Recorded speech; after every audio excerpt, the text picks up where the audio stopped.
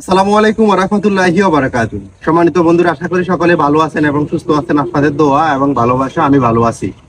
আপনারা আমার হাতে দেখতে পাচ্ছেন পাসপোর্ট এবং কিছু গুরুত্বপূর্ণ কাগজ। এখানেও কিছু গুরুত্বপূর্ণ কাগজ আছে। আশা করি আপনারা আমার টাইটেলটা দেখে এবং থাম্বনেলটা দেখে ক্লিক করছেন গুরুত্বপূর্ণ তথ্যটা জানার জন্য। আমি আপনাদের সাথে গুরুত্বপূর্ণ তথ্যটাই শেয়ার করব, যে ভুলটা আপনারা যাতে না করেন। আমি একটা ভুল করছি, আমি ভুল করে অনেক টাকা লস করতে হয়েছে, মিনিমাম 50,000 টাকা আমার লস। এই জন্য এই ভুলটা যেন আপনারা না করেন, তাই এই ছোট্ট ভিডিওটা তৈরি করতেছি।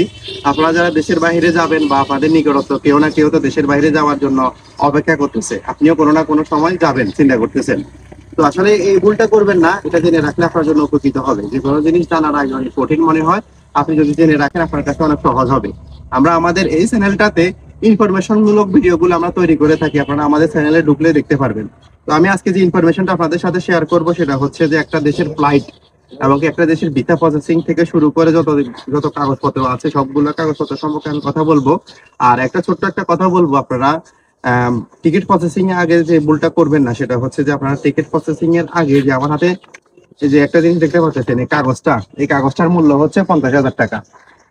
এই যে এটা হচ্ছে টিকিট, এটা হচ্ছে কাতার এয়ারওয়েজ এর টিকিট। আমি আপনাদেরকে দেখাই, আমার টিকিটের ফ্লাইট ছিল যে 30শে মে 2024।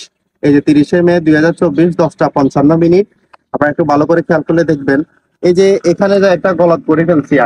আমি গলত করি না, আসলে আমার যে এজেন্ট ছিল বা আমার যে এজেন্সি ছিল, উনি আমাকে বলছে যে 10টা 55 মিনিটে আপনার ফ্লাইট। এখন কোন 10টা 55 মিনিট এখানে টিকিটে উল্লেখ নাই। আর মানে ইন্টারন্যাশনাল টিকিট গুলাতে আসলে যে এএম পিএম থাকে না, এটা হচ্ছে বড় কথা। এই ভুলটা আমারও হয়েছে। তো এই ভুলটার কারণে আমার মিনিমাম 50,000 টাকা লস হয়েছে। আপনারা যারা বিভিন্ন দেশে যাওয়ার জন্য অপেক্ষা করতেছেন বা যাবেন, আপনারা ভালোভাবে আপনাদের এজেন্টের সাথে কথা বলবেন যে আপনার ফ্লাইট কোন সময়, যে সকাল 10টাতে নাকি রাতের 10টাতে, এই জিনিসটা ভালোভাবে বুঝে নিবেন। তারপরে যে ভালোভাবে বুঝে নিবেন যে যে আপনারা আমার কাছে দেখতে পাচ্ছেন আমার পুরা ডকুমেন্টস, এই যে আমার পাসপোর্ট সহ যে আমার ভিসা প্রসেসিং, এটা হচ্ছে আমার বিএমইটি কার্ড। আর এটা হচ্ছে আমার ভিসা। এই যে এটা আমার ভিসা সৌদিয়া, আমি সৌদি আরব যাচ্ছি, আমার জন্য দোয়া করবেন। এই যে এটা সৌদি আরবের ভিসা, এবং কি যে আমি কোন ভিসায় যাচ্ছি সেটাও দেখাচ্ছি। এখানে আমার ভিসা প্রসেসিং এর যতগুলা কাগজপত্র আছে সবগুলা কাগজপত্র এবং টিকিট, সব ডকুমেন্টস থাকার পরেও মানে আমি দেশের বাইরে যেতে পারি না নির্দিষ্ট তারিখে। আমার ফ্লাইট ছিল, ওই ফ্লাইটে আমি যেতে পারি না এই ভুলটার কারণে। আপনারা এই ভুলটা করবেন না। তারপরে যা আরো কিছু গুরুত্বপূর্ণ তথ্য আপনাদের সাথে শেয়ার করি, যেটা আমার কালকে অভিজ্ঞতা হয়েছে। আপনারা দেশের বাইরে যাওয়ার জন্য যে দেশে যাবেন, ওই দেশের কিছু টাকা মানে ওই দেশের মুদ্রা, যেটা রিয়াল, দিনার, ডলার বা ইউরো, যে দেশে যান ওই দেশের কিছু মানে আপনি চলার মতো, নতুন যেহেতু যাবেন আপনি কারো কাছে হেল্প পাবেন না, চলার মতো কিছু রিয়াল নিয়ে যাবেন, কোনো ঝামেলা হবে না। আর এয়ারপোর্টে যখন যাবেন তখন একটু সচেতন থাকবেন যে কোনো বিষয়ে, কারণ আমাদের বাংলাদেশে একটু হয়রানিমূলক কাজগুলা বেশি হয়। যারা বিভিন্ন জায়গায় ট্রাভেল করছেন বা বিভিন্ন জায়গায় গিয়েছে তাদেরকে জিজ্ঞেস করলে আপনারা জানতে পারবেন। আপনারা হয়রানি হওয়ার আগে এই জিনিসগুলা আপনাদের নিকটতর লোক থেকে জেনে যাওয়ার জন্য চেষ্টা করবেন। আমি হয়রানি হয়েছি, এই জন্য আমি চিন্তা করতেছি যে আমার এই কথা এবং আমার এই বার্তার মাধ্যমে যেন আরেকটা ভাই উপকৃত হয়। উনি এই জিনিসটা জেনে থাকলে একটা সময় যদি ওনার কাজে আসতেও পারে। আর আমার কাছে দেখতে পাচ্ছেন এখানে যে আমার পাসপোর্ট, এই যে পাসপোর্টে আমার এখানে কিন্তু আমার ড্রাইভিং লাইসেন্সটাও এখানে প্রিন্ট আপ করা আছে। মানে আমি যে দেশে যাচ্ছি ওখানে হচ্ছে আমার ড্রাইভিং ভিসা। এই যে ড্রাইভিং সবকিছু ডকুমেন্টস থাকার পরেও কিন্তু আমার ফ্লাইটটা হয় না, এটা অনাকাঙ্ক্ষিত ঘটনা। মানে আসলে যে কোনো জিনিস ভাগ্যে থাকা লাগে, রিজিকে থাকা লাগে। তো আমি এই ছোট্ট ইনফরমেশনটা আপনার সাথে শেয়ার করার জন্য এই ছোট্ট ভিডিও তৈরি করছি। বিশেষ করে সৌদি আরব যারা যাবেন তারা এই পার্টটা একটু মনোযোগ দিয়ে শোনার জন্য চেষ্টা করবেন। আপনাদের জন্য এই কাজটা অনেক উপকৃত হবে এই কাজটা করলে। যেটা হচ্ছে যে সৌদির মেডিকেল নিয়ে অনেক ঝামেলা হয়, এটা আপনারা অনেকের কাছে শুনেছেন। সৌদির মেডিকেল নিয়ে যে ঝামেলাটা হয় সেটা হচ্ছে আসলে সৌদির মেডিকেলে যদি আপনাকে আনফিট করে দেয়, যদি একবার আপনি আনফিট হতে পারেন, এটা যদি আপনার পাসপোর্টে লেগে যায়, তখন যে হয়রানি কি জিনিসটা পায় তখন বুঝবেন। আমার একটা ছোট ভাই একবার হয়রানি হয়েছে, প্রায় 1 লক্ষ টাকার মতো তার লস হয়েছে।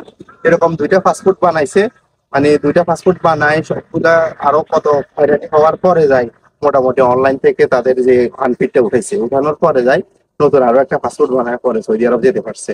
প্রায় 3-4 মাস সময় এখান থেকে লস হয়েছে, 1 লক্ষ টাকার বেশি লস হয়েছে। তো আপনারা সৌদি মেডিকেল যাওয়ার আগে আপনাদের যতগুলা ডাক্তারি আছে সবগুলা ডাক্তারি একবার পরীক্ষা করবেন। মানে মেডিকেল প্রাথমিক যে একটা টেস্ট আছে এই প্রাথমিক টেস্টটা করবেন।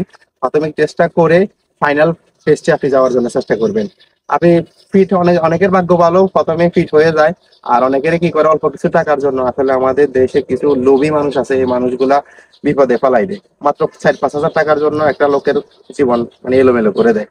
কারণ আমাদের বাংলাদেশে তো বর্তমানে প্রবাসীর সংখ্যাই বেশি, আমাদের যে পরিমাণ বেকার সংখ্যা, এই কারণে প্রবাসের দিকে আমরা ঝুঁকতেছি বেশি। অনেক শিক্ষিত যুবক বাংলাদেশে তার শিক্ষার কোনো মূল্যায়ন না পাওয়ার কারণে তারা প্রবাসে ঝুঁকতেছে।